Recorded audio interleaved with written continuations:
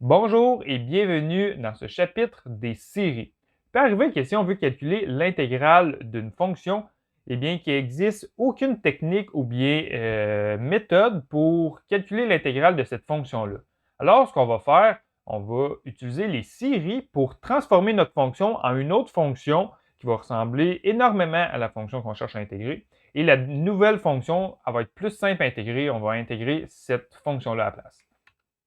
Par exemple, si on a la fonction qui est tracée en rouge ici, qui est la fonction f de x qui est égale à cos de x, si on utilise les séries, on est capable d'obtenir une nouvelle fonction. On va obtenir la fonction, par exemple, p de x, qui est égale à 1 moins 1 demi x carré plus 1 sur 24 x exposant 4, qui est la fonction ici qui est tracée en bleu. Une série, c'est une fonction polynomiale, donc on va avoir une infinité de termes. Donc, par exemple, si on a le terme 1, on a le moins 1 demi x exposant 2, plus 1 sur 24 x exposant 4, et on a une infinité de termes qu'on peut avoir, et plus qu'on a de termes, plus que la série qu'on obtient, elle est précise. Donc, les séries ont une infinité de termes, mais lorsqu'on le calcule à la main, on va simplement utiliser, par exemple, les 3 premiers termes ou les 5 premiers termes.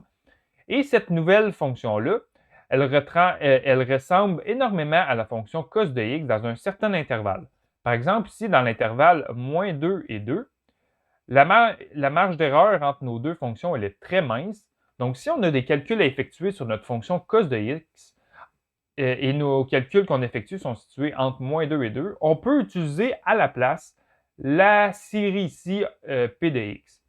Donc, dans ce chapitre, ce qu'on va apprendre, on va apprendre premièrement à calculer la série d'une fonction. On va apprendre à calculer cette série-là de deux manières. On va l'apprendre, il y a différentes techniques qui existent, donc on va apprendre différentes techniques. Il y a aussi une table des séries qui existe, qu'on va apprendre à l'utiliser. Et on va aussi apprendre à trouver dans quel intervalle on peut utiliser cette série-là pour estimer notre fonction.